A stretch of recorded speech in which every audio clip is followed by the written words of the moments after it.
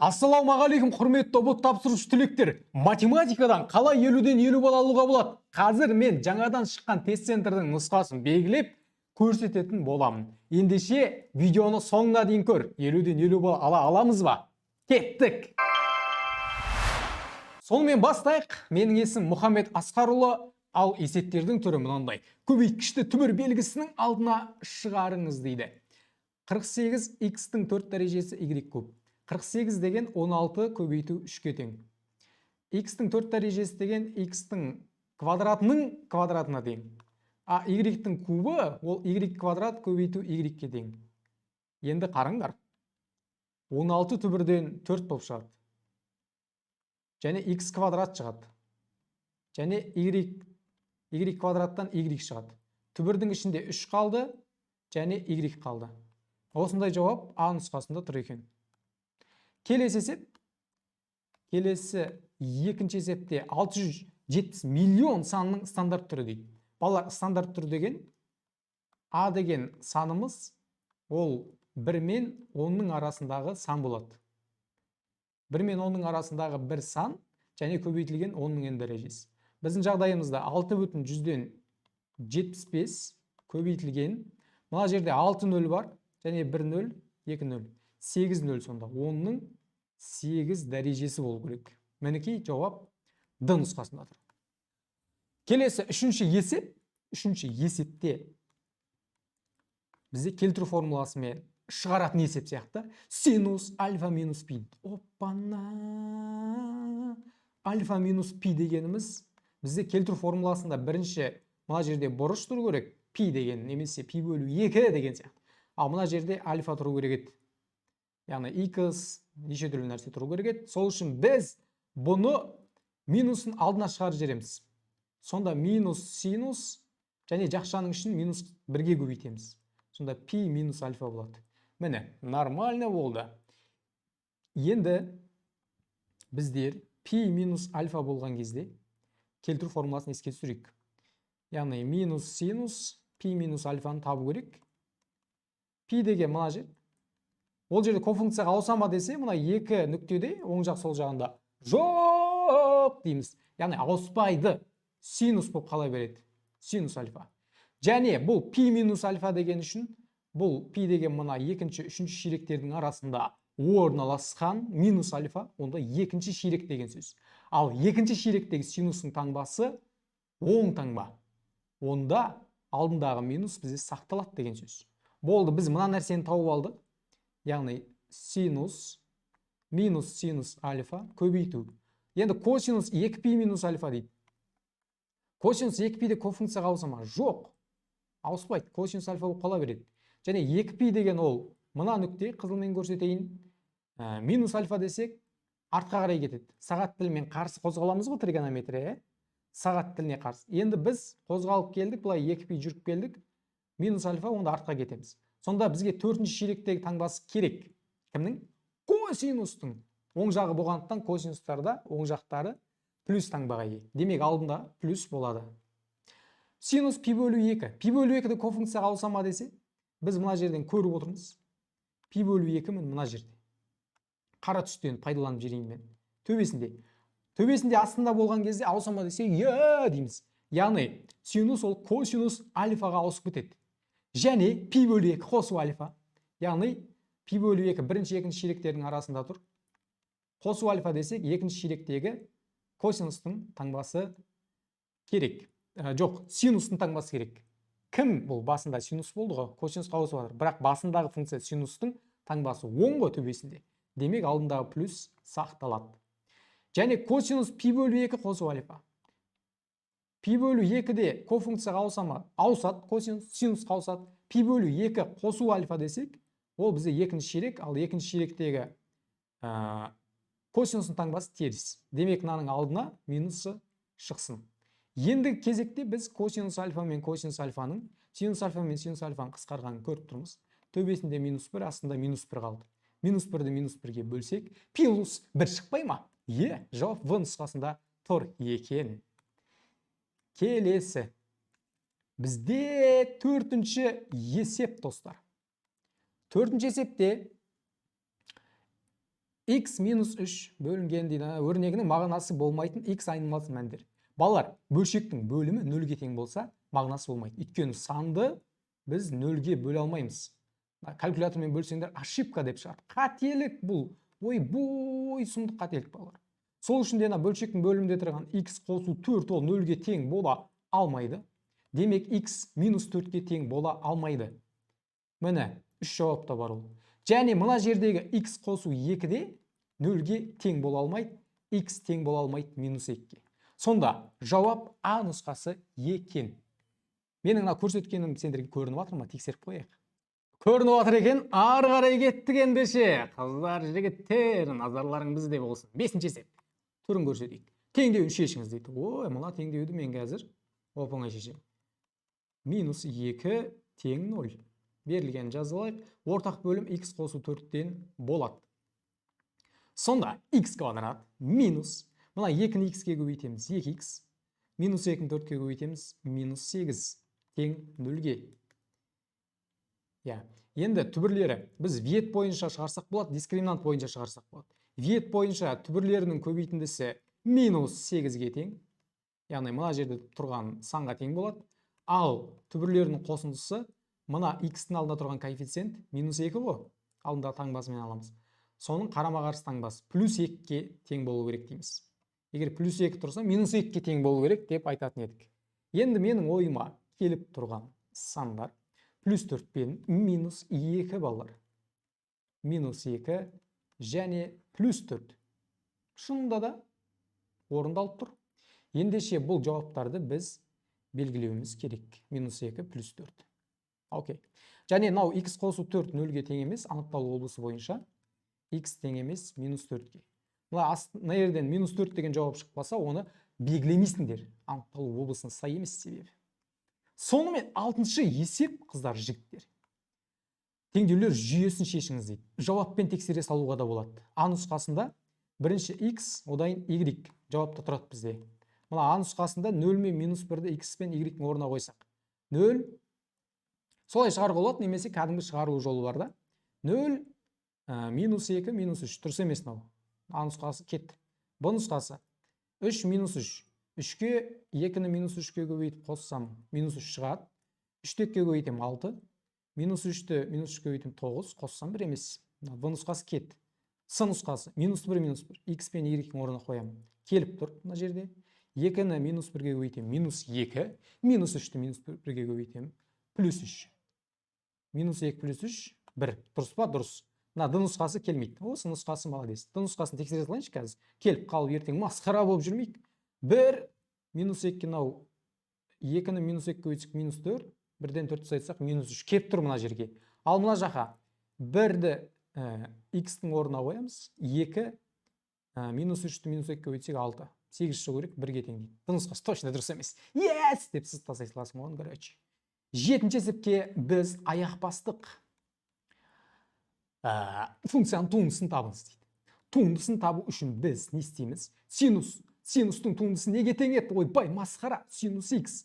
Туындың неге тең еді сенің бауырым? Косинус x-ке тең деп айтып жатыр. Және көбейту x штрихы бар. Мінекей. Өйткені күрделі функцияда бізде. Сонымен синустың туындысы косинус 2x қосу пи бөлу 3 деген практикасын жазып аламыз. Көбейту, 2x қосу пи бөлу 3-тен туындасақ, 2 шығайын деп тұр. Ал 5-тің туындысы жоқ болып кетеді, 0-ге тең. Жұрт па берей. Мінекей жауапты нұсқасында тұр ғой. Келесі, бізде 8-ші есепке келіп қалдық па не? Йо-майо, тараздан көріп отқандар, 0,8-дер, қаяқтасындар. Цилиндрдің биіктігі 8-ге, ал табанындағы шеңбердің радиусы 6-ға тең. Цилиндрдің бүйір бетінің ауданы дейді. Цилиндр дегенде ойбай-ау деп отқан геометрияға жетпеген балалар. Цилиндр деген бөшке, цилиндр деген шелек, цилиндр деген бокал, цилиндр деген сондай нәрсе. Енді қара, биіктігі 8-ге тең. Ой, мынаны мен дұрыс емес салып қойдым ғой. Қисайып кеттім. Масқара. Ертең көрген ел жұрт не дейді мынаны? Мінекей. Міне бөшке, енді әдем бөшке болды. Енді биіктігі 8-ге тең, мына радиусы 6-ға тең, табанында дөңгелек оның. Цилиндрдің бүйір бетінің ауданы. Сендер бұны білмесеңдер де қараңдар, түсініп аласыңдар. Бүйір бетінің ауданы деген бізге мынау сыртының ауданы керек та. Сыртын қаптап тұрған бүйір бетінің ауданы керек. Яғни былай сырт жақта. Мысалы мынандай баклажка болса, сырт жағы мысалы ауданы керек қой. Бөшкенінде сондай да. Оны табу үшін біз табанның периметрін биіктікке көбейте саламыз. Мінекей. Енді табанында шеңбер тұр. Шеңбердің ұзындығын табу үшін 2 пи деген формуланы пайдаланамыз. Биіктікке көбейтеміз. Болды. Бізде r белгілі, биіктік белгілі. 2 пи, радиусымыз 6-ға тең, биіктігіміз 8-ге тең. Екі жердегі 6 12, 8-ге көбейтем, 96 пи. Yes! Нұсқасында тұр ғой мынау. Бауырым-ау, ішімдегі тәуірім-ау дегендей ғой. 9-шы есеп. Суретте көрсетілген екі айнымалысы бар теңсіздіктің шешіміне сәйкес келетін теңсіздікті табыңыз дейді. Балалар, x квадрат қосу y квадрат дейміз да. Мына іші боялса кіші дейміз. Радиустың квадратынан. Енді x квадрат қосу y квадрат. Мен мына жерде x минус x0, y минус y0 жазып атқан жоқпын, себебі бұның радиусы 0-ден 0 нүктесінде орналасқан.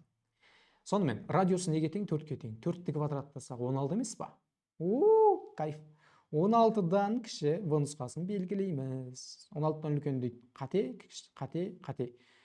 Мына жерде еще бұл үзік сызықтармен сызылған шеңбер емес та, мынандайшы. Ондай болса біз кіші 16-дан дейтін қатаң түрде. Түсіндіңдер ма? Іші боялса кіші болады. Егер де бұндайдың сырты боялса, мысалы, сырт жақтар боялып атса, үлкен 16-тан дейтін едік.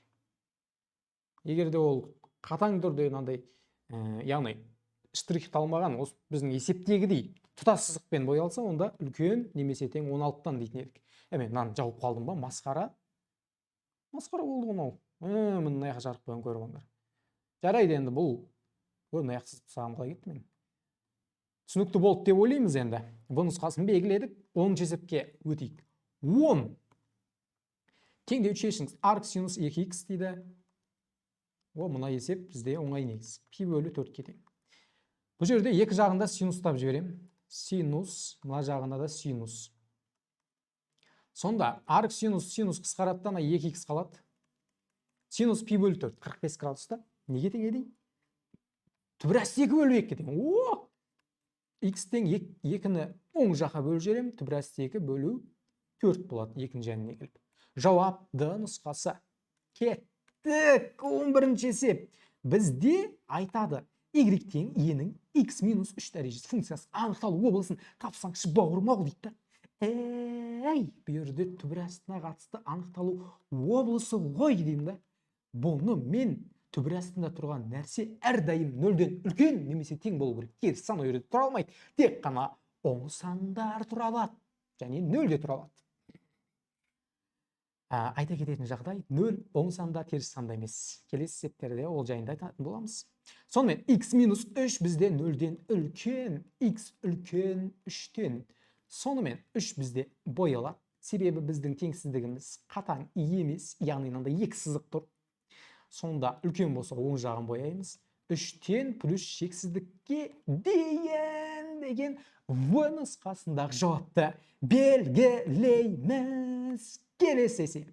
12-ші есеп. Сурет, мынау штрихталған бөлікке сәйкес келетін қос теңсіздік. Мен үйдегі 5 жастар брачкамда шығарылатын сияқты. Минус 3 деген боялып тұрса, тік жақша болады.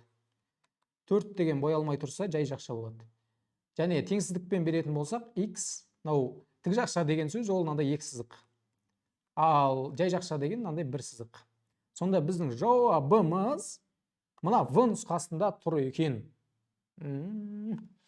Сонымен біз 13-ші есепке де келіп қаппыз. Әні міні дегенше түркістандықтары қайда дейсің ғой әлгі жерде. Так, шеңберінің радиусын анықтаңыз.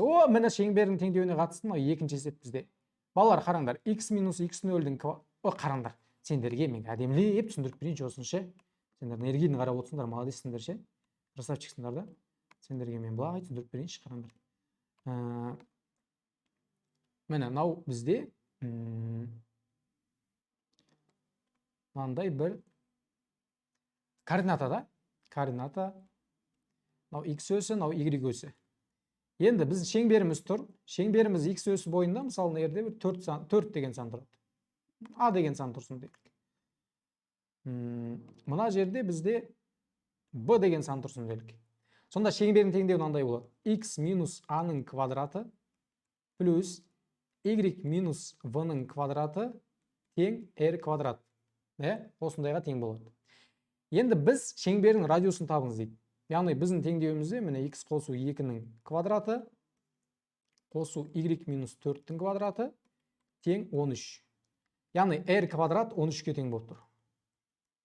Сонда радиус неге тең? Түбір асты 13-ке тең деген сөз. Жерде кішкене көрінбей қалуы мүмкін жағдай енді. Көрінген шығар деп ойлаймыз бір жағынан. Яғни 13-ке тең екен, болды радиус 13-ке тең. Ал мына жердегі сандар минус 2 және плюс 4. Яғни а минус 2-ке тең. Минус 2-ні азайтқанда плюс 2 болып кеткен. Және мына b-мыз бізде 4-ке тең. Яғни шеңбердің центрі ол нүктесі минус 2-де 4 деген нүкте балалар.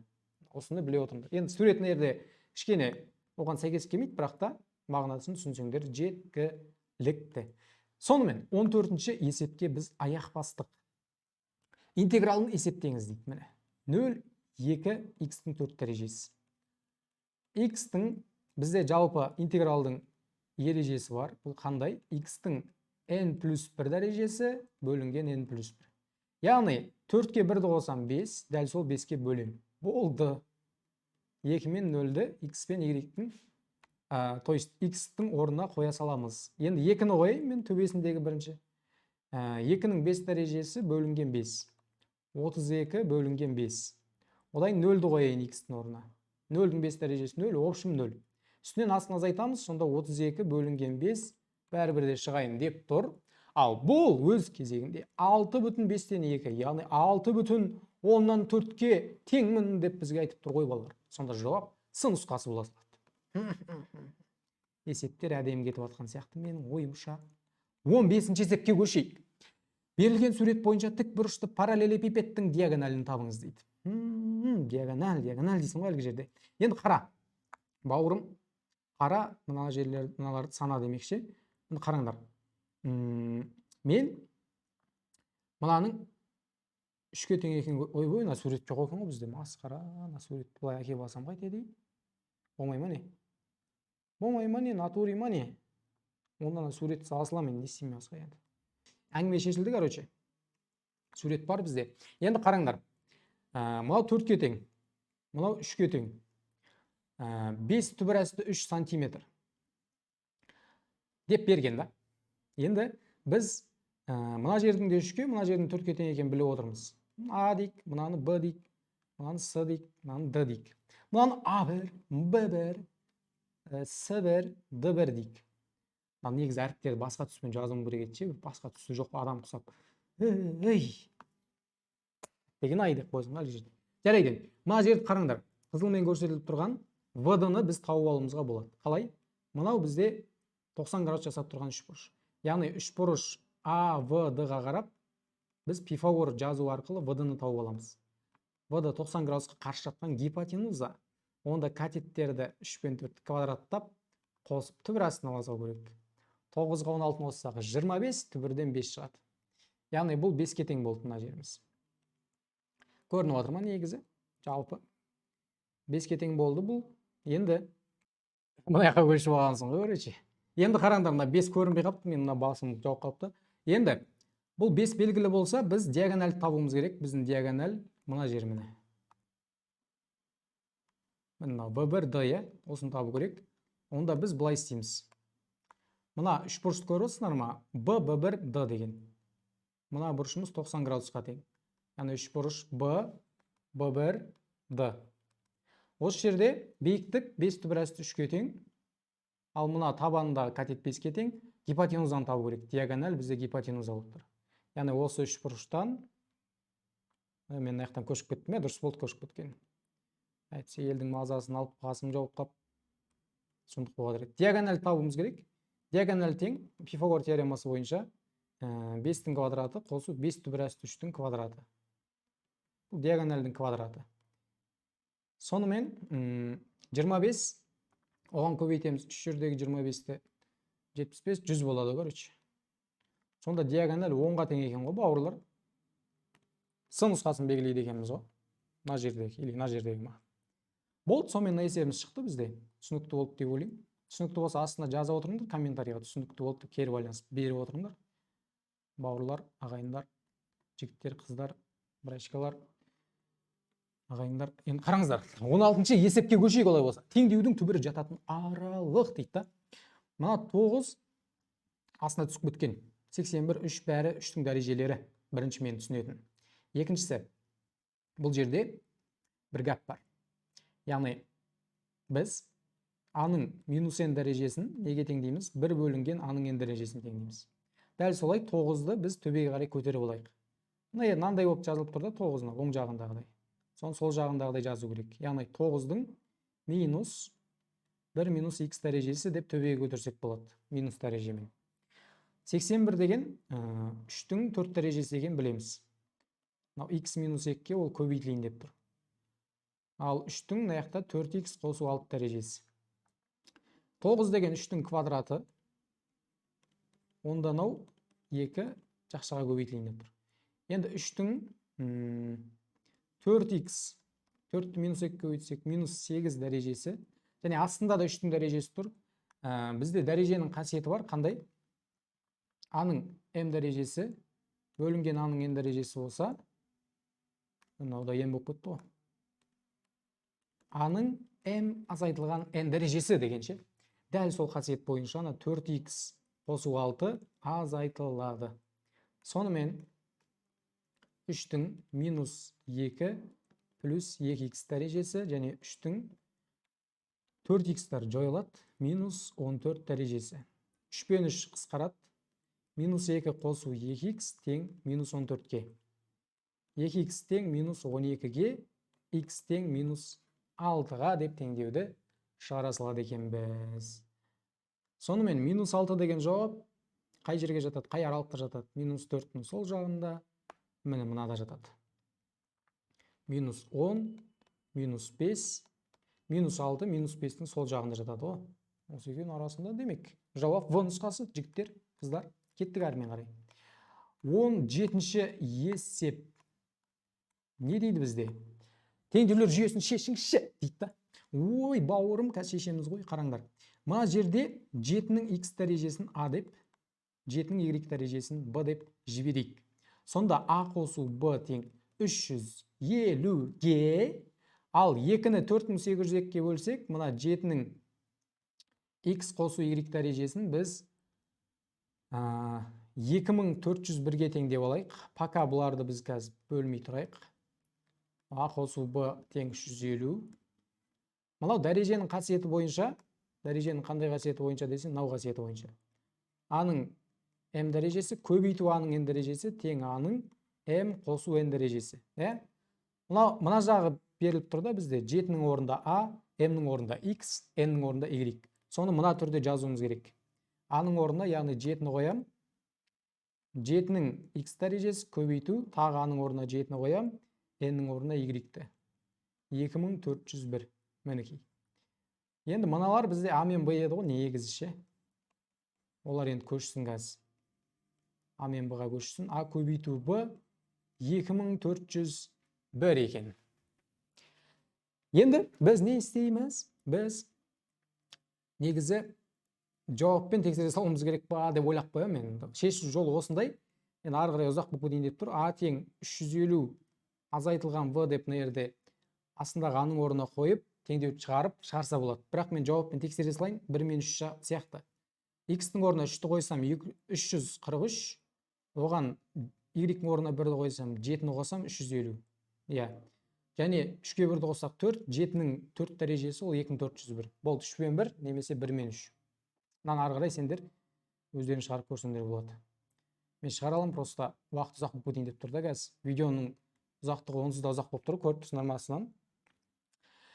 Функциясының графигіне абсциссасы x тең 1 нүктесінде жүргізілген жанаманың OX өсінің оң бағытымен жасайтын бұрышын табыңыз дейді. Енді бұл жерде біз y жанама тең болады. Қандай еді біздің неміз? яғни теңдеуіміз қандай еді? fx0 қосу f штрих x0 көбейту x минус x0. Мына біздің OX осінің оң бағытымен жасайтын бұрышы деген мынау балалар. Және бұны біз тангенс альфа деп те атайтынбыз. Тангенс альфа. К деп те атайтынбыз. Осыны бізге тап деп отыр. Яғни туынды алда x0-дің орнына 1-ді қой деп тұр. Туынды алайық. 3 алдына түседі, 3-тен 1-мен қысқарады x-тің квадраты. 2 түсіп алдындағы 0,5-пен көбейтіліп 1 болады, x қалады. X-тің туындысы 1. 3-тің туындысы 0. Енді 1-ді қояйық x-ның орнына, 1 азайту 1 қосу 1, ол бізде 1-ге тең. Енді бұл бізде неге тең десе, айттық қой жаңа, тангенс альфаға тең. Тангенс альфа тең 1, альфа тең. Тангенс қашан 1-ге тең еді? 45 жаста. Ой-бой. 45 градуста. Қайдағы жас? Тангенс кәрі адам емес па? Жалпы 19-шы есеп қызық енді қараңдар. Сендер енді бұған дейін ашылу салтанатында болдыңдар. Мына есептің нағыз өзі осы нұсқадағы ең қызық есептердің бірі деп ойлаймын. Ең с деңгейлі есеп шығар енді бұл. АБС-да төрт бұрышына іштей шеңбер сызылған. Егер дос үш бұрышының ауданы дейді, боялып тұрған 20,4-ке тең болса, онда АБС-да төрт бұрышының ауданын табыңыз дейді. Бауырым дейсің ғой берді. Мына суретті бізге мынаяққа әкеп алған дұрыс болады, сол үшін мен басқа тақта ашайын. Кайф. Енді қараңдар, мына жерде сурет бойынша біз АБС-да төрт бұрышының ауданын табуымыз керек. Мынаның барлығының ше. Бізге мынаның ғана ауданын беріп қойған үш бұрыштың. Енді мен бұл жерде қандай ереже пайдаланамын? Біздегі шеңбер дөңгелекке бір жанама жүргізетін болсақ, осы дөңгелектің радиусы сол жанамамен 90 градус бұрыш жасайды. Яғни радиус пен жанама әрдайым 90 градус бұрыш жасайды. Мен О нүктесінен С-ды жанамасына радиус түсіремін. Міне радиус. Осы бізде С-ды мен 90 градус бұрыш жасайды. Сонда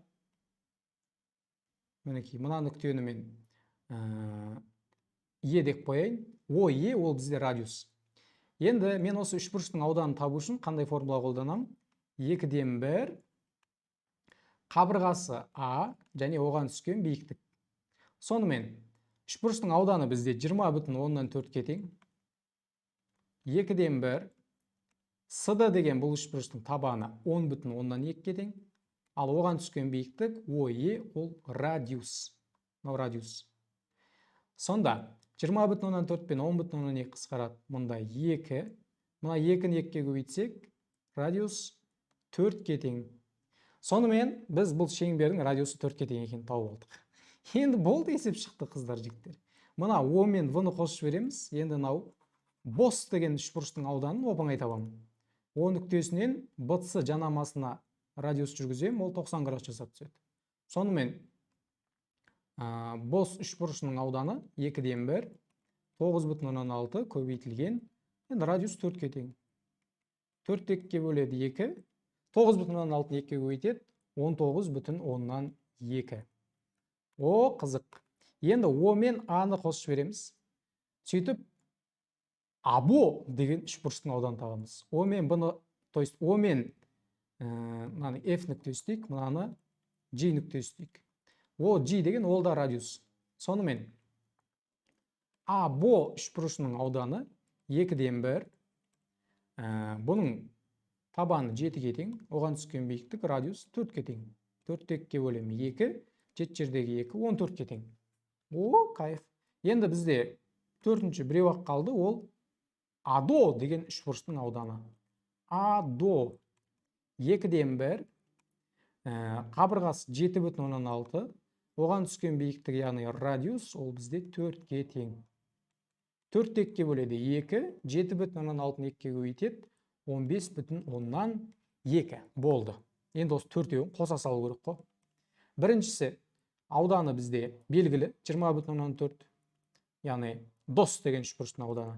Бос деген үшбұрыштың ауданы 19,2, АБО үшбұрыштың ауданы 14, АДО үшбұрыштың ауданы 15,2. Осыларды біз қосуымыз керек. Так, 39,6, 49 53,6. Короче, калькулятор пайдалансылайыншы қазір. 68,8 деген жауап шығады екен. Аяқта бар ма? Бар екен. 68,8. Жауабы Д нұсқасы.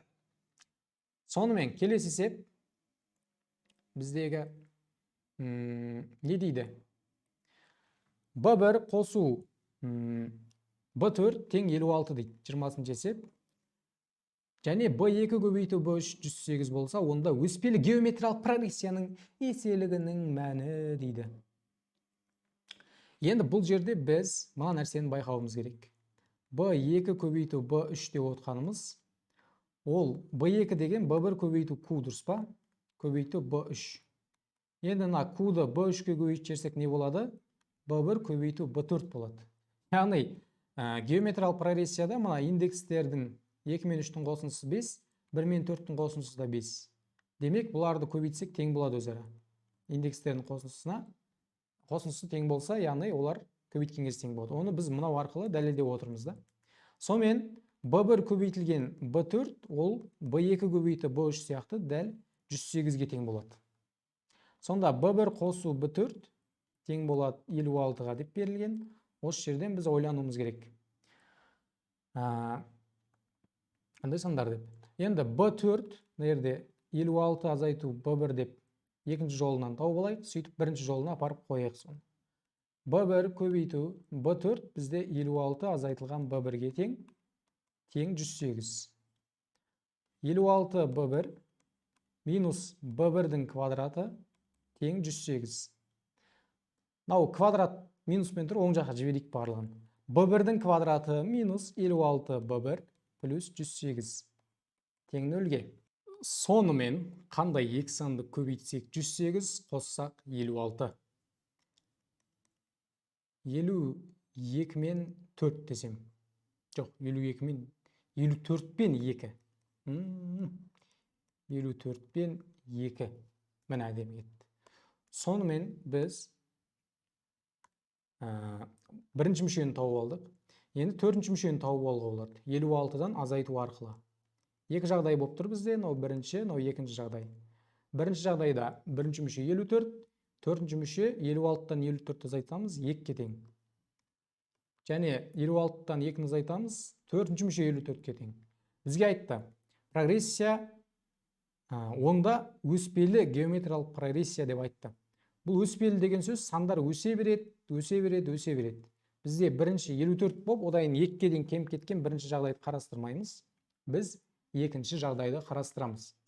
2 болған, кейін 54 болған. Енді төртінші мүшені бірінші мүшеге бөлсек, Q-дің кубы, 54-ті яғни 2-ге бөлеміз, 27 тең Q-дің кубы. Қандай санның кубы 27 десе, 3-тің кубы 27. Сонда жауап С нұсқасында екен. Келесі 21-ші есеп. А нүктесінен мына жазықтығына дейінгі қашықтықты табыңыз дейді. Яғни белгілі бір А нүктесі берілген x0, y0, z0 деген координаталары бар, я. Осы нүктеден белгілі бір жазықтық бар бізде. Мынандай бір жазықтық бар. Осыған дейінгі қашықтықты сұрап отыр. Бұл жазықтықтың бізде нормаль векторы бар. Нормаль вектордың координаталары ол А, Б, С.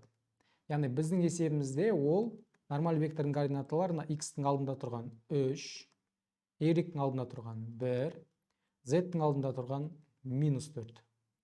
Енді формула қандай? Формула мынандай. AX0 қосу BY0 қосу SZ0 қосу D бөлінген A квадрат, B квадрат қосу С квадрат түбірдің астында. Сонымен А деген бізде 3-ке тең дедік.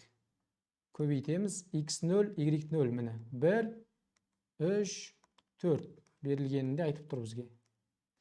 Яғни x0 бізде 1-ге тең. Қосу V бізде 1-ге тең. Y0 3-ке тең. С бізде минус 4-ке тең. Z0 4-ке тең. d болса міне минус 6. Модульге аламыз бұны. Астында а квадрат, 3-ті квадраттаймыз 9, 1-ді квадраттаймыз 1, с, яғни минус 4-ті квадраттаймыз 16. Так, енді 3-ке 3 6, одан 16-ны азайтсақ минус 10, минус 6, минус 16 болады. Сөйтіп, модульден плюс 16 болып шығады. Түбірдің астында 26. Иррационалдықтан құтылу үшін түбірас 26-ға алымында бөлімінде көбейтеміз. Сонда 16 түбірасты 26 бөлінген 26. 2-ке қысқартсақ 8 түбірасты 26 бөлінген 13. Сонымен жауабымыз С емес Б нұсқасында екен. Келесі 22-ші есеп. Бұл жерде не дейді? Көп мүшесінің әртүрлі үш түбірі болатындай П параметрінің барлық мәндерін табыңыз дейді. Үш мүшесі болатындай, яғни нөлге теңестірейік, ал не істейміз енді? Х квадрат минус х минус 2 көбейтілген х минус 4 көбейтілген х минус 2 пи тең 0 дейік. Жеке-жеке мынаны нөлге, мынаны нөлге, мынаны нөлге теңестіреміз. Не болады екен? Бірінші біз мынаны нөлге теңестірейік. Квадрат теңдеу. Түбірлеріміз көбейтсек екі санды минус 2, қоссақ плюс 1. Қандай сандар десе? Минус 2 плюс 1, онда 2 мен минус 1 ғой. Көбейтсек минус 2, қоссақ плюс 1. Дұрыс. Және екінші х минус 4-ті нөлге теңестірейік. Х тең болады 4-ке. Үшінші мүше бізде. Енді әртүрлі үш түбірі болатындай дейді. Әртүрлі үш түбір өзі шығып қойды бізде балалар. Түсінесіңдер ме? Енді П параметрінің барлық мәндерін табыңыз. Мына нәрсе сонда бізде нөлге тең болмау керек па? Нөлге тең болмау керек, е? Солай алуымыз керек. 2П тең болмау керек Х-ға. Яғни бірінші жағдайда 2П тең болмау керек. Бірінші түбіріміз 2-ге тең болмау керек. Онда П 1 болу керек. П 1 болса, яғни 2-ге тең болып қалады. Яғни тең болмау керек дегенде қандай? 0-ге тең болады, то есть мен тең болмайды деп бекер айтып отырмын жалпы. Бұлар 0-ге тең болса, яғни біздің П-мыз 1 болса, онда Х деген түбір ол 2-ге тең болып қалады. Онсыз да ол 2 деген түбір бізде бар. Әртүрлі 3 түбір ғана болу керек. Басқа түбір шығып кетпеу керек. Соны қадағала деп отырды. Енді екіншісі 2П тең Х2, яғни минус 1-ге теңестіреміз. П тең минус 2-ден 1-ге. Үшіншісі 2П тең 4 деген түбірге. П тең болады, 4 текке бөлеміз 2-ге. Яғни 1, минус 2-ден 1 және 2. Міне, жауап А нұсқасында тұр екен. Нау, фигурный жақша деген аралық емес, бұл сандар деген сөз. 3 санды айтып отыр. Келесі есеп бізде не дейді? Теңдеуінің түбірлерінің қосындысы дейді. Енді жазып алайық. Бұл жерде бұл есепке сақ болу керекпіз. Тең 1 дейді. Енді қандай кезде сан 1-ге тең болады? Кез келген санның 0 дәрежесі 1-ге тең болады. Бұл бірінші нәрсе. Яғни дәрежедегі х қосу 1, ол 0 болса, х минус 1 болса, ол точно 1-ге тең. Яғни бірінші түбірі минус 1. Одан кейін 1-дің кез келген дәрежесі не болады? Екінші жағдай. 1-дің кез келген дәрежесі 1 болады. Минус дәрежесі, плюс дәрежесі, дәреже көрсеткішінде. Демек, 5 минус х модульдегі 1-ге тең деп алайық. Осы жерден 5 минус х тең болады 1-ге. Бұл бірінші жағдай. Осы модульдегі екіншісі қандай? 5 минус х тең болуы мүмкін минус 1-ге. Х оң жаққа шығарамыз, 1-ді сол жаққа азайтамыз. Х тең 4-ге. Х оң жаққа шығарамыз, минус 1-ді 5-ке қосамыз. Х тең 6-ға. Басқа жағдайлар жоқ сияқты. Сонымен осы 3 түбірді қосамыз, 9 деген жауап шығады. Сол 9-ды біз белгілейміз. Келесі есеп бізде не дейді? Нөмір 24-ші есепке келіппіз. Теңсіздікті шешіңіз дейді. Мына жерде синус алма, косинус банан. Альфаны алма, беттан банан деп алайық. Формула бар да бізде. Енді косинус алма, синус бананды жейді деген формула бар. Бұл қандай формула десе, синустың формуласы. Алма азайту банан деген. Дәл сол формуланы беріп қойған бізге. Яғни синус алманың орнында x тұр біздің есепте. Азайту бананның орнында пи бөлу 6 тұр. Кіші 2-ден 1-ден. Окей. Енді біз 2-ден 1-ден кіші болса, теңсіздік қалай шығаратын едік? Плюс, демек 2-ден 1 мына жерде тұр. Екі жаққа 2 таяқша жібереміз. Екеуі де боялады. Кіші 2-ден 1-ден, онда синустың кішілері астында. Демек астын бояймыз. Мінекей. Енді мына нүкте неге тең десе, 2-ден 1 кестеде пи бөлу 6-ға тең. Және синус бізде кіші болатын болса, онда біз мына жерден қозғалыс бастаймыз, астымен кетеміз. Синус кіші болып қалды деп. Міне минус пи жүріп барам осылай. Және мына жаққа тағы да минус пи бөлу 6 жүріп барам. Сонда минус пи бөлу 6. 6-ны берсем, минус 7 пи бөлу 6. Міне, яғни мына жер бізде минус 7 пи бөлу 6-ға тең болады. Енді мынау пи бөлу 6, x минус пи бөлу 6 тиісті. Неге десе, бірінші біз 7 пи бөлу 6-ны жазамыз. Минус 7 пи бөлінген 6, қосу 2 пиен. Және пи бөлу 6-ны жазамыз. Қосу 2 пиен. Мынаны. Және пи бөлу 6-ны екеуіне де қосып жіберу керек. Сонда мына жерге апарып қоса салайын мен. Минус 7 пидан пиді қоссақ, минус 6 пи бөлу 6, яғни минус пи шығайын деп тұр. Мына жерге пи бөлу 6-ны қоссақ, пи бөлу 3 шығайын деп тұр. Сонда x тиісті минус пи қосу 2 пиен және пи бөлу 3 қосу 2 пиен. Мінекей жағдай. Яғни біз тауып алған жағдайымыз қай жерде тұр? Бұл В нұсқасында тұр. Яғни жауап В нұсқасы. Келесі 25-ші есеп. Бұл есепте біз туындысын табуымыз керек. f'(x) тең 5 алдына түседі. Яғни туынды табу ережесін бірінші айтып өтейік. x-тің n дәрежесі болса, оның туындысы бізде n алдына түседі. x-тің n дәрежесінен 1-ді азайтамыз. Көбейтілген x' бар және. Мына жерде x-тің туындысын алуымыз керек. Сонымен 5 алдына түседі. x квадрат 3x минус 1. 5-тен 1 азайтсақ 4. Көбейту x' ұмытпауымыз керек. Жақшаның ішінен туындалу керек. Яғни x квадрат бөлінген 3x минус 1-дің туындысы керек бізге. Енді u бөлінген v деген осындай өрнек келсе, оның туындысын табу үшін u'(v минус uv' формуласын пайдаланамыз. Бөлінген v квадрат. Мынау бізде формула. Так. Осы бойынша біз қазір мынаның туындысын аламыз. Сонда x квадраттың туындысы 2x, u' кетті, көбейту v.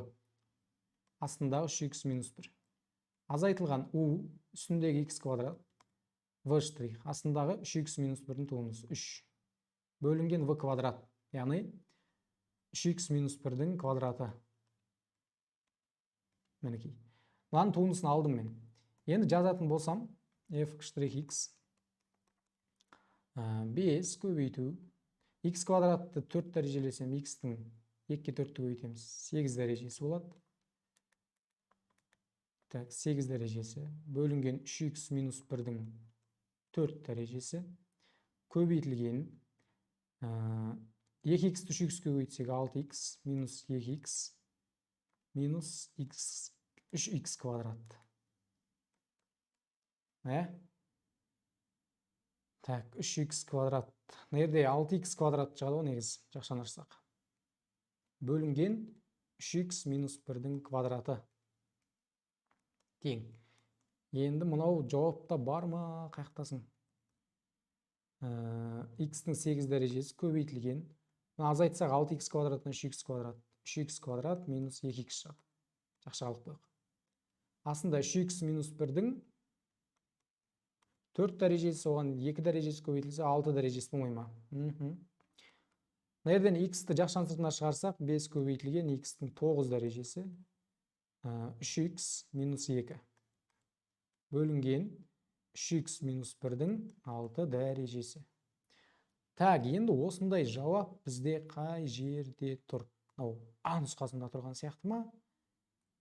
А нұсқасы бізде дұрыс жауап екен. Міне, дұрыс болды. Түсінікті болар ма балалар? Плюс қойып отырыңдар. 5 айда математикаңды 50 балға көтергің келе ме? Саған ол мүмкін еместей көріне ма? Не үшін бұларды сұрап отырмын? Себебі мен сендерге өзімнің курсым жайлы оның нәтижелілігі жөнінде түсіндіргім келіп отыр. Егер де сендер қазір 10-15 балл, 20 балл алып жүрсеңдер, математикадан 5 айда 50 балға смело көтере аласыңдар. Тек бір ғана екі нәрсе талап етілді. Біріншісі желание, екіншісі тәртіпке бағыну. Қараңдар, бізде Батырхан деген оқушы 0,5 балмен келіп 43 балға дейін көтерілді. Математикасын көтеріп алды. Сәмет 50 балдан 50 балл алды. Биыл тапсырды. Одан кейін Сәметтің отзывын оқып алсаңдар болады. Ағаділ 10 балдан 49 балға дейін көтерген. Ғалым 15-тен 49-ға дейін көтерген. Жансая 20-дан 48-ге дейін көтерген. Тура осы сияқты балда сендер жүрген болсаңдар 15-20-да көтере аласыңдар. Сендерге менің курсым көмектесе алады. Сол жөнінде айтып өтейін, 15-тен 48-ге, 12-ден 47-ге дейін көтерген оқушылар болған еді. Мінекей, мен жылдам өткізіп жіберейін, бұндай оқушылар бізде көп. Және Сәметтің тағы бір отзывы, Ағаділдің бұл отзывы 49 балл алған. Және Батырханның нәтижесі. Енді курс туралы мен сендерге түсіндіріп өтейін қысқаша. Мынау мат сауаттылықтың мысалы мен платформадан түсіндірейін, курс қалай өтіледі. Курс осындай курс ашылады. Және оның ішінде видео сабақтар болады. Бүкіл тақырыптарға видео сабақтар және үй жұмысына есептер берілген. Видео сабақта біз есеп шығарамыз. Есеп шығару арқылы деңгейімізді көтереміз. Үй жұмыстарын шығарасын. Яғни видео сабақтар, міне кітап беттері видео сабақ. Математикада да дәл осындай әр тақырыпқа берілген. Видео сабақты бала көреді, одан не істейді? Астында үй жұмысы болады. Басады, үй жұмысын алады. Үй жұмысында есептер тест ретінде беріледі, белгілейді, есептерді шығарады. Сөйтеді да оны классрум арқылы кураторға тапсырады. Фотоға түсіріп кураторға жібереді. Одан кейін не істейді? Үй жұмысын талдау видеосын қатемен жұмыс жасайды. Мен мына видеоны мен түсіріп қойғам үй жұмыстарына. Апта сайын болатын тікелей эфирлерге қатысады. Сөйтіп бүкіл тақырыпты меңгеріп алады. Мынандай план бойынша жүріп отырамыз матсауаттылықта, математикада. Математика 5 айлық, матсауаттылық 2 айлық курс. 5 айда біз алгебраны, геометрияны өтеміз математикада. 3 айы алгебра, 2 айы геометрия болады. 5 айда бітіріп тастаймыз. Міне, оқушылардың отзывтары әсем 23-тен 46-ға дейін көтерген. Мына жерде отзывтарын оқып алсаңдар болады. Азаматтың отзывы 5-10-нан 30+ке дейін көтерген 2-3 айдың ішінде. Асқар Ержұлданның отзывы, Әрсеннің отзывы, мінекей. Валиданың отзывы, Зұпар Самал, мінекей. Осындай қыздар жігіттердің отзывы. Енді курс туралы қысқаша. Эконом пакет, бұл жерде 5 айлық курс. Престиж пакетте 5 айлық курс доступ жылдық болып беріледі. Және тағы практикалық 70 нұсқаны талдау, 2 ай қалғанда қайталау, содан кейін есептер шығару, доступ мерзімі, яғни ұбт біткенше болады, математикадан қажет 10 есеп беріледі.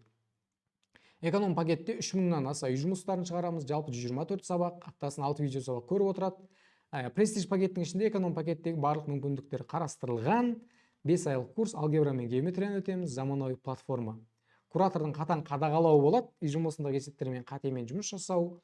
Аптасына 2 рет практикалық тікелей эфирлер, куратордың конспект тексеруі, әртүрлі топтық жұмыстар, сабақтарға доступ мерзім 5 ай. Және люкс пакет. Ол жерде эконом престиж пакеттегі барлық мүмкіндіктер және мат сауаттылық, Қазақстан тарих, таңдау пәнінің бойынша физика, информатика, география курсының біреуі беріледі. Курстарға жылдық доступ беріледі.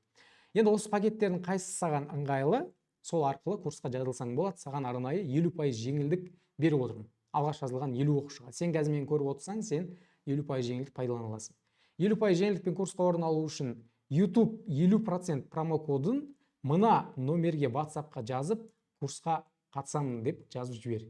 Сонда сен 50% жеңілдікпен жазыла аласың. Және матсауаттылық курсы да бар, математикадан да, матсауаттылықтан да мен курсым бар. массалықта міне 15-15 алған алдыңғы жылғы оқушылар, 10-10 балл алған биылғы жылғы оқушыларым.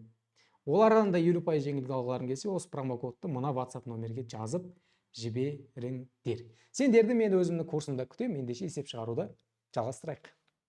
Ары қарай кеттік, бізде кезекте контекст. Торғай балабақшасы дейді. Торғай балабақшасы орналасқан жер аумағы қабырғасының ұзындығы 180 метрге тең шаршы пішіндес.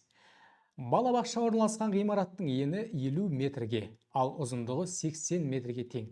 Мынау ғимараттың ұзындығы мен енін беріп қойды. Балабақша ғимараттың жалпы биіктігі 8 метрге тең.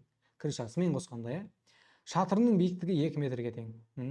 Үлкен шырша ағашының биіктігі 6 метр. Так, екі шырша бар, біреу екеу, мынау үлкен екен бізде. Конус тәріздес бөлігі табанның диаметрі 4 метр. Мына жер 4 метрге тең. Көрініп тұрған діңгек бөлігінің биіктігі 1,2 метрге тең.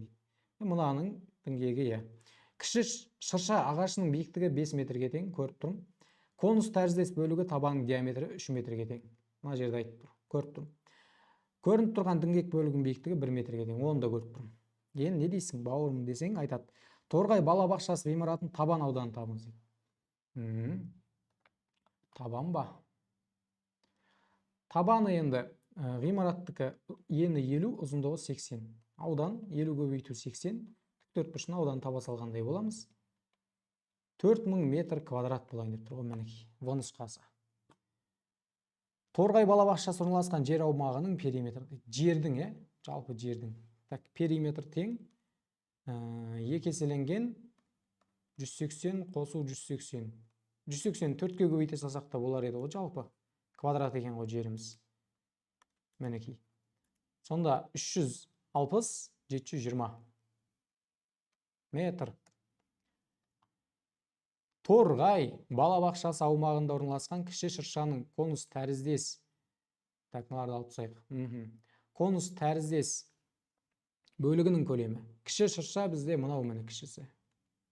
Конус тәріздес бөлігінің көлемі дейді. Так, енді біз конустың көлемі, S дегеніміз, көлемі конустың 3/1 S табан көбейтілген H биіктікке тең. Мына конустың табанындағы радиусы 3 болса, диаметрі 3 болса, радиусы неге тең? 3/2-ке тең деген сөз. Метр. Биіктігі 5-тен 1-ді азайтамыз, конустың таза өзінің биіктігі 4-ке тең болады. 5-тен 1-ді азайттым. Сонда конустың көлемі 3/1. Табандағы дөңгелектің ауданы S дөңгелек πr квадрат формуласымен анықталады. Айта жүрейік. Радиус 3/2-ні квадраттаймыз. Көбейту H биіктік, яғни 4-ке көбейтеміз. 3/1 π, 3-дің квадраты 9, 2-ның квадраты 4. Көбейту 4. 4-ке 4 қысқарады. 9 3-ке бөлсек 3 π метр куб. Пидің орнына бізде 3 деп жазды деген екен. Онда 3-ті 3-ке көбейтеміз. 9 метр куб деген сөз бұл. Жауабы сын нұсқасы. Келесі, Торғай балабақшасы ғимаратының пирамида пішіндес шатырының 3 еселенген көлемі дейді. Пирамиданың көлемі бізде 3/1. Табанының ауданы керек, және биіктік керек. Бұл жерде табанда тіктөртбұрыш тұр, міне ғимараттың табанымен бірдей бұл. Аудан табу қиын емес. Биіктігі 2-ке тең болдында. Және бұл 3 еселенген екен. 3 еселенген болса, 3 пен 3 қысқарады да, пирамиданың көлемі. Табанның ауданын табамыз. 50 көбейтілген 80 деп. Биіктікке көбейтеміз 2-ке. 50-ге 2-ні көбейтсек 100, 80-ге көбейтсек 8000 метр куб шығады екен. Мінекей. Келесі 30-шы есеп, бұл жерде Торғай балабақшасы аумағында орналасқан шыршалардың конус тәріздес бөліктері көлемдерінің қосындысы дейді. Так, біз жаңа көлем таптық, біреуінікіне. Конус тәріздес шыршаның біреуі 9-ға тең болды. Кішісі үлкенінкін табу керек енді. Үлкені табу керек. Конустың көлемі 3/1. Табан ауданы керек, биіктік керек. Радиусы бізде қаншаға тең? 2-ке тең, 4-тің жартысы. Демек, πr квадрат 2-нің квадраты 4. Биіктік бізде 6-тан 1/2-ні азайтамыз. Биіктігі Яғни мына жер бізде неге тең болады? 6-тан 1,2-ны азайтсақ 4,8. Яғни 4,8-ге көбейтеміз. Енді бұл жерде калькуляторды пайдаланғым келіп отыр. Анау пи бізде 3-ке тең деп қойды ғой, иә? Пидің орнына 3 жазылу керек. Онда мына 3-пен қысқарасасын 4-ті 4,8-ге көбейте салам. 19,2 шыға салады метр куб. Енді жаңағы мына бірінші конустың көлемі 9 болған, сол екеуін қосамыз. 19,2-ке 9-ды. Сонда 28,2 деген жауап шығады В нұсқасы. Келесі, енді сәйкестендіру есептеріне біз келіп жеткен екенбіз. Так. 3х квадрат функциясы берілген, сәйкестендіріңіз дейді. Мәндер жиыны. Мәндер жиыны дегеніміз ол y-тің қабылдайтын мәндері болар. Мәндер жиыны ол y-тің қабылдайтын мәндері. Y қандай мәнге тең болады? Анықталу облысы дегеніміз ол x қандай мәндерді қабылдай алады. Енді x қараңдар, анықталу облысы. X-тің орнына теріс санды да, оң санды да, минусты да, плюсті де қоя бере аласың. Анықталу облысы барлық нақты сандар жиыны болады. Ал енді мәндер жиыны y неге тең болады? Мына x квадрат бізде ең кіші болған кезде 0-ге тең, иә? Одан кіші санға тең боламайды, теріс сан боламайды. Оны тағы 3-ке көбейтсең, бұл үшін көбейе беретін сан. Алдында плюс тұр, демек, осы 0-ден плюс шексіздікке дейін кете береміз деген сөз. 0-дің өзіне де y тең бола алады, плюс шексіздікке дейін кетеді. Яғни y-дің орнында любой 0-ден плюс шексіздікке дейін сан болу керек, сан болуы мүмкін. X-тің орнына қандай сан бергеніңе байланысты. Енді сен ойлайсың, 0-ден плюс шексіздікке дейін оң сандар жиыны ғой деп. Так, оң сандар жиыны дейсің, бірақ қате болады. Не үшін? Себебі 0 оң сан емес. Оң санда, теріс санда емес. Ол екеуінің арасында жатады. Қараңдар, мына жерде 0 бар, одай мына жақта плюс сандар, мына жақта минус сандар бар. Демек, барлық теріс емес сандар жиынын қамтиды мәндер жиынымыз. Теріс емес деген 0 және оң сандар деген сөз. Түсіндіңдер ма? 0 және оң сандар. Сонымен біз жауапқа теріс емес сандар жиыны дейміз. Так, келесі есептерге өтейік. Бүйір қабырғалар 8 және 10 болатын тік бұрышты трапецияға іштей шеңбер сызылған, сәйкестендіріңіз дейді. Тік бұрышты трапеция дегеніміз ол шамамен бізде осындай трапеция болсын. Мінекей. Енді қараңдар, ABC-да. Осыған іштей шеңбер сызылған екен міне. Іштей шеңбер сызылған, окей. Енді бүйір қабырғалар 8 және 10 болады. Мына қысқасы AB, ұзыны S-ды кішкене көлденең тұр. 8 және 10. Сәйкестендіріңіз дейді. Үлкен табанның ұзындығы кіші табанның ұзындығы дейді. Енді мен мынаны былай түсіріп жіберетін болсам, E нүктесіне SE. Бұл неге тең болады? AB 8-ге тең болады. Енді E-ді бізде неге тең болады? DE соны тауып алайық. DE біз қазір 3 бұрыш дес дегенге қараймыз, сөйтіп DE-ні табамыз. DE бауырымыз 10-ның квадратынан 8-дің квадратын азайтқанға тең. Катет қой бұл. 100-ден 64 азайтсақ 36, түбірден 6 болып шығады. Яғни мынау E-ді 6-ға тең. Енді мынау AE X-ға тең, VC болса, ол да X-ға тең, дұрыс па? Енді біз балалар ереже бар. Бізде 4 бұрышқа, любой бір 4 бұрышқа іштей шеңбер сызылса, біздің мына 4 бұрыштың қарама-қарсы қабырғалары қосындылар тең болады. Яғни 8-ге 10-ды қосқан тең болады BC мен A-ды, яғни X қосу 6, дұрыс па? Соған тең болады яғни. Сонда біз 18 тең 2X қосу 6. 18-ден 6-ны азайтсақ 12 тең 2X. X тең болады, 12-ні 2-ге бөлсек 6-ға. Яғни X мына жерлер 6-ға тең екен. Сонымен бізден сұрады үлкен табанның ұзындығы. AE 6, E-ді 6, яғни 12-ге тең болады. Кіші табанның ұзындығы. BC ол бізде 6-ға тең. Болды, есебіміз шықты балалар. Келесі 33-ші есеп. Бұл жерде біз бөлшегі берілген, сәйкестендіріңіз. Бөлшектің мәні 3 болатында x-тің мәні дейді.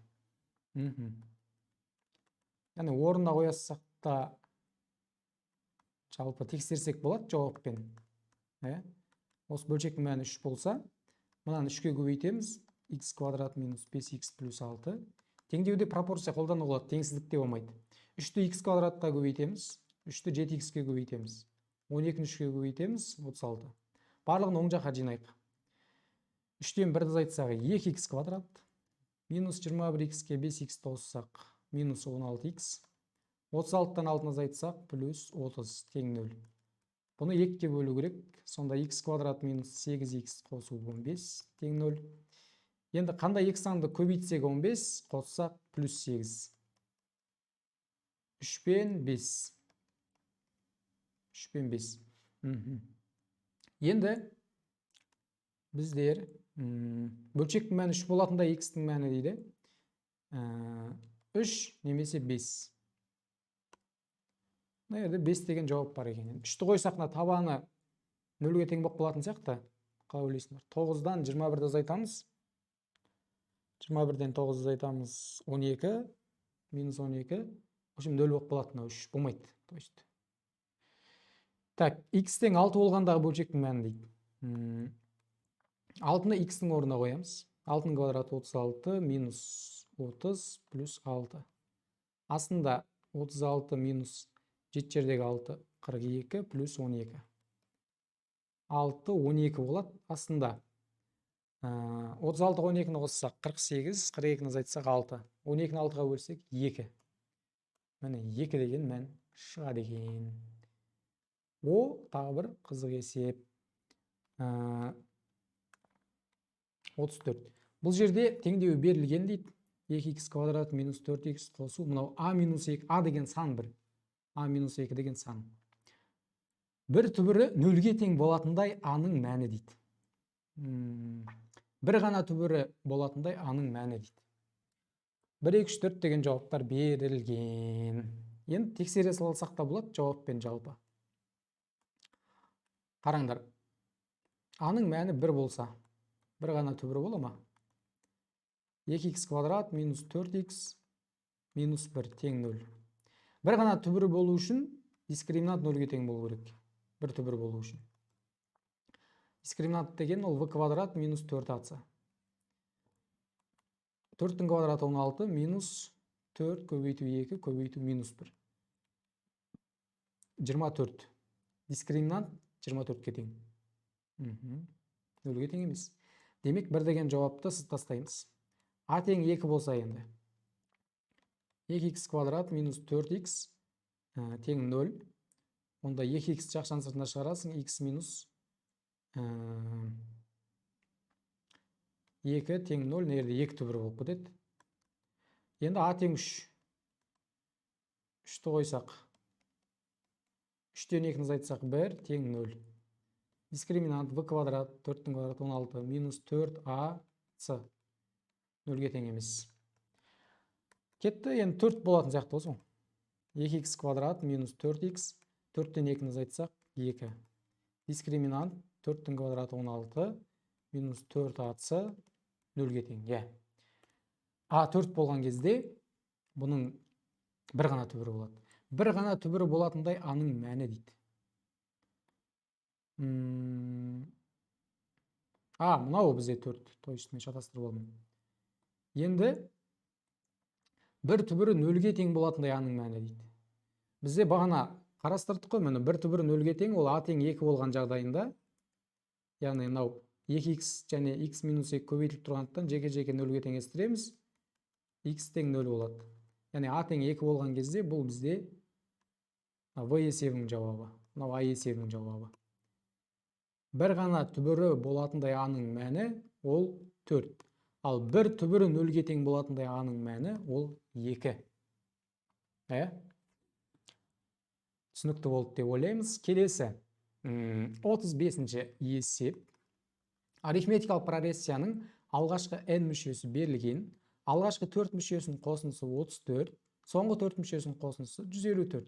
Арифметикалық прогрессияның бірінші мүшесі 4-ке тең. Сәйкестендіріңіз. Так, бірінші мүшесі 4-ке тең. Алғашқы 4 мүшесінің қосындысы дейді. 34. Енді формула бар ғой бізде арифметикалық прогрессияда. Алғашқы n мүшесінің қосындысын табу үшін 2a1 қосу n-1-ді бөлінген 2 көбейтілген n деген. Осы формуланы қолданайық. S4 тең 2a1 қосу 3d бөлінген 2 көбейтілген 4. Яғни a1 бізде уже бар. 4-ке тең орнына қоямыз. Қазір осы жерден біз 34-ке теңестіру арқылы еселік, яғни d-ны тауып аламыз.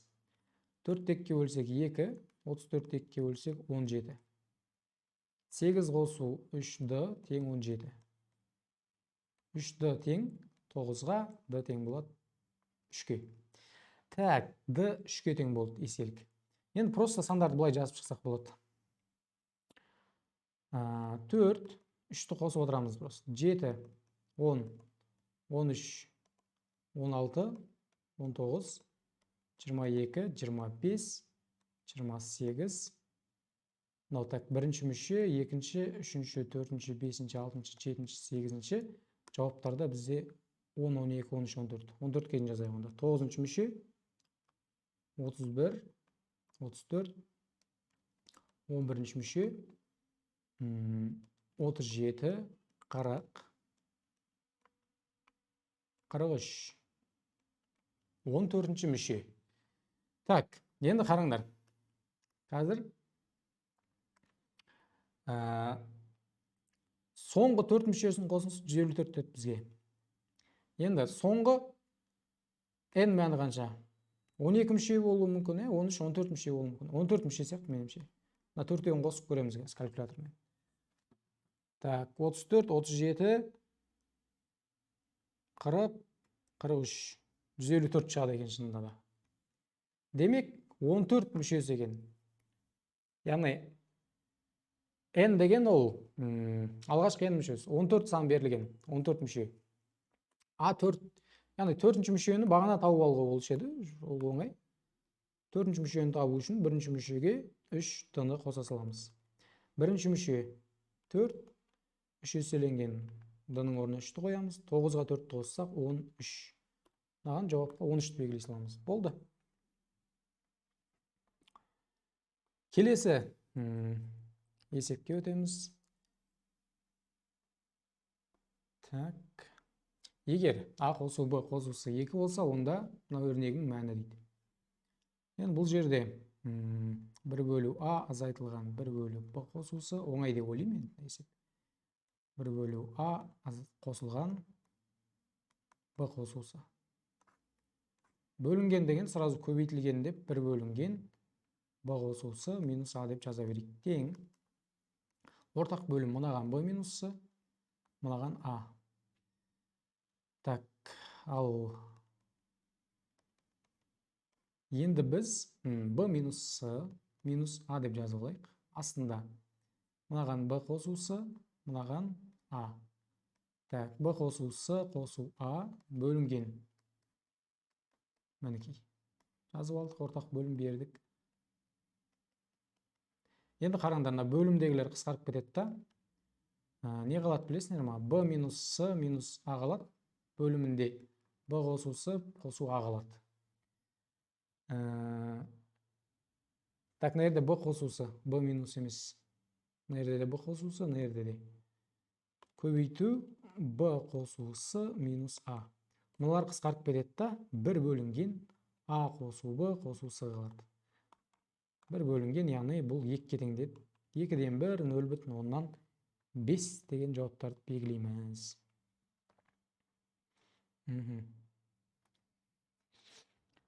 Келесі есеп, бұл жерде бізде косинус 2 альфа дейді. Косинус 2 альфаның бізде формуласы бар. Қандай? Косинус квадрат альфа минус синус квадрат альфа. Соны орнына қоямыз. Бөлінген косинус альфа минус синус альфа. Енді мынау Қысқаша көбейту формуласы бойынша а квадрат минус б квадрат болып тұр. Ол бізде а минус б көбейту а плюс б-ға тең емес пе еді? Иә? Сонда косинус альфа минус синус альфа көбейту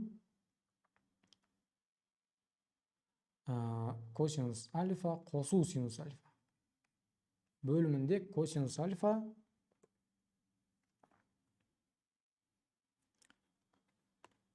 бөлімінде косинус альфа минус синус альфа. Екеулері қысқарады.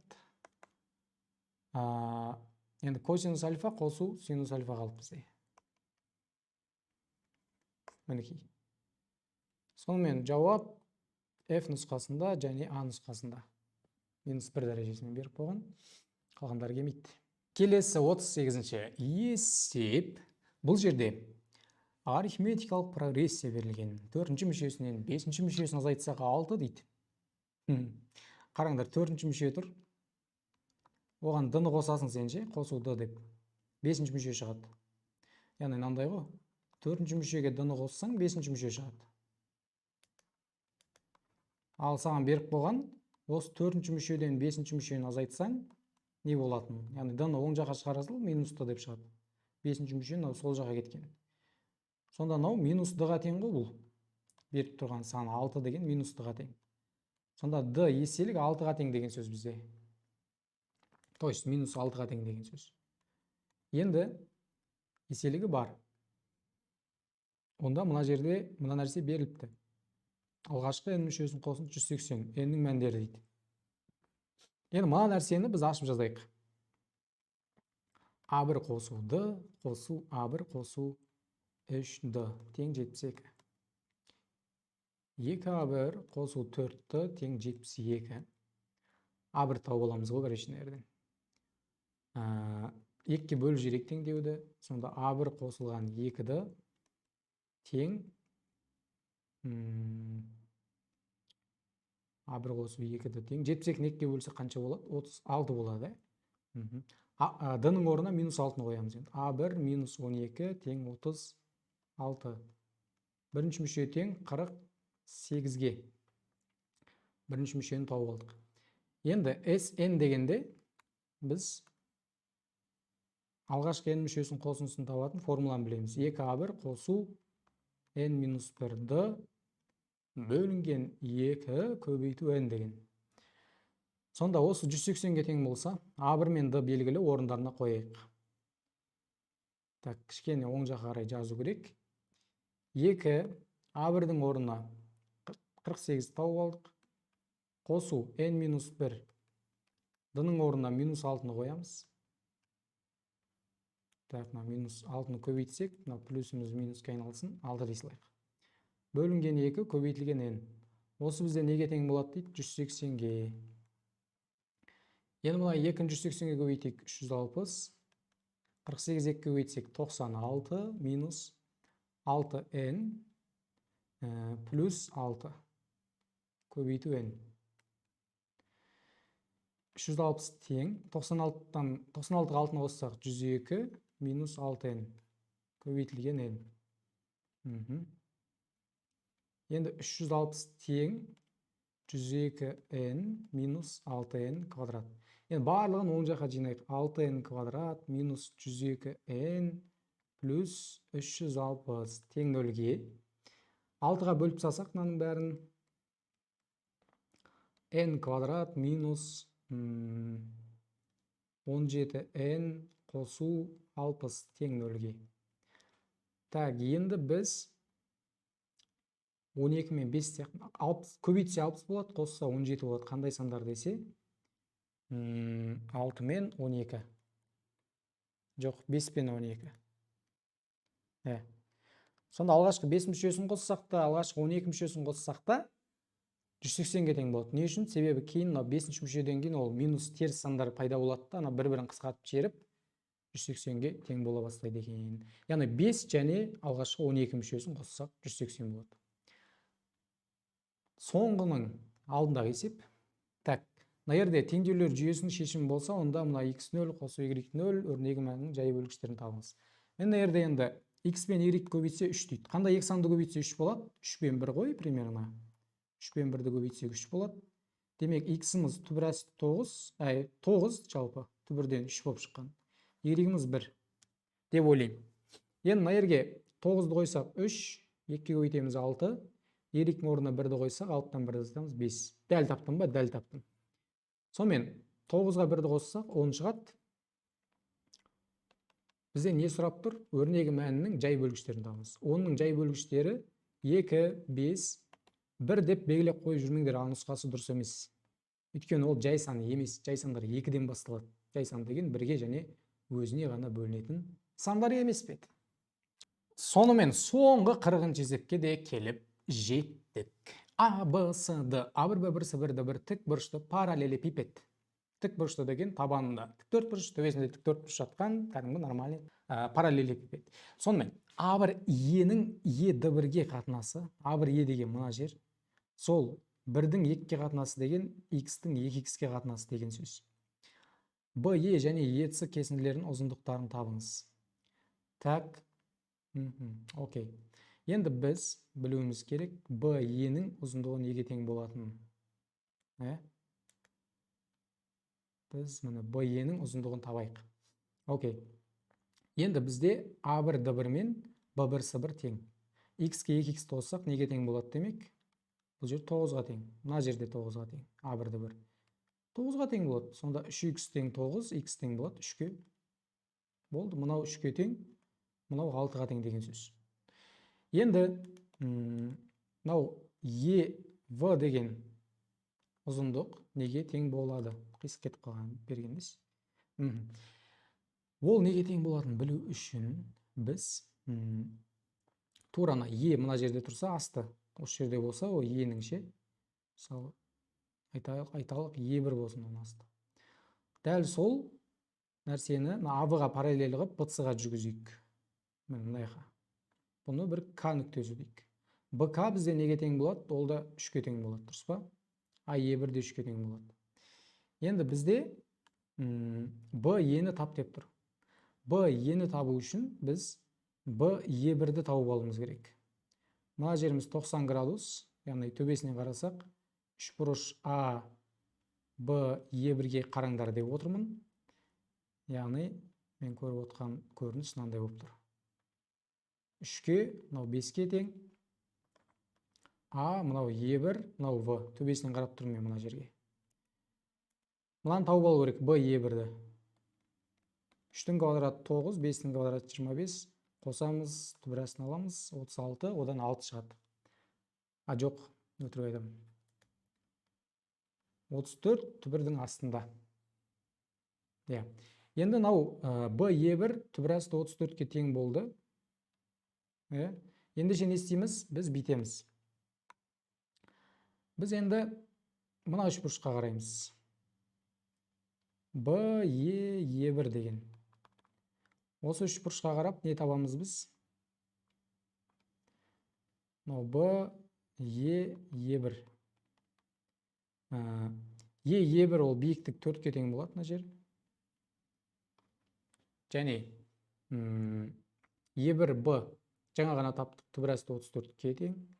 Ал бізге табу керек Б Е, осы жерден шығайын деп тұр. Б Е тең 4-тің квадраты 16, түбір асты 34-тің квадраты 34. Түбір асты 50-ге тең. Яғни 25 көбейту 2 деп жазсақ, 5 түбір асты 2-ге тең деген сөз. Жауап F нұсқасында тұр. Б Е-ні таптық. Енді мен табуым керек Е-цы-ны. Е-цы деген міне.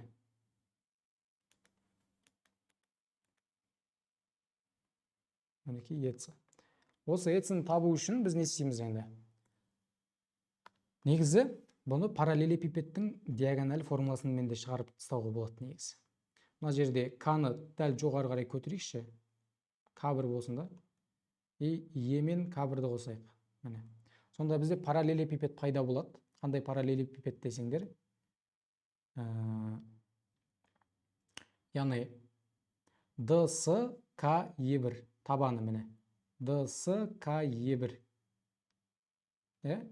Міне табаны осы. Жоғарғы табан мұнау. Міне. Осындай параллелепипед пайда болды. Ал мына ец деген сол параллелепипедтің диагоналі да, былайша айтқан кезде. Сөйтіп, соның формуласымен шығарсақ болады. Оның формуласы а квадрат б квадрат с квадрат түбірдің астында деген формула. Яғни биіктік 4, ені мына жер 6 және мына жақтағы несі e1k 5-ке тең, немесе d1 s1 5-ке тең. Яғни 5, 6, 4-ті пайдаланамыз. 4-тің квадраты 16, 5-тің квадраты 25, 6-ның квадраты 36. Осын пайдалансақ болады. 52, 62, 72, 77 түбірдің астында. Мінекей. Мына б-ен таптық қой жаңа басында. Соны да солай шығарасақ болады. Енді қараңдар, оны пайдаланбайын десеңдер, еціні табу үшін не істеу керек? Сен e1-дан аласында s1-ге кесінді жүргізесің. Және осыны мына жеріміз 90 градус, мына e1k s деген үшбұрыштан тауып аласың, e1 сыны. e1 деген сенде белгілі 4-ке тең. Осы e1 с табылса болды. Мына 90 градус арасы. Еціні да пифагормен тауып аласың. e1k сенде 5-ке тең, k с сенде 6-ға тең. 5 пен 6-ны катеттерді пайдаланып гипотенузда e1 сынып тауып ал. e1 с белгілі болса, e1 e белгілі. Онда еціні сен сол жерден пифагор арқылы да тауып алуыңа болады. Сонымен сұрақтарың болса комментарийға жазыңдар, жауап берейін. Мен 50 балл алдым өзі, соны тексерейік. Так, алдыңғы пән, келесі пән. Мына жерден аяқтаймыз. Тестілеуді аяқтау, растау, 1 қосу 2 тең 3. Тестілеуді аяқтау, 50-ден 50 балл алдық. Менің енім көрініп қалды. Монтажда жасырып қою керек сияқты оны. Мінекей балалар, 50-ден 50 балл. Сендерге де жұғысты болсын ұбытта, математикадан және жалпы бүкілінен 140 балл алуларыңа тілектеспін. Видео ұнаса лайк басыңдар, комментарийға ұнады деп өздерің пікірлеріңді жазып жіберсеңдер болады. Келесі кездескенше, амандықта, саулықта жүздескенше сау болыңдар. Сендермен бірге болған білімді брендке айналдырғысы келетін Мұхаммед Асқарұлы ағайларың менің каналыма тіркелуді ұмытпаңдар.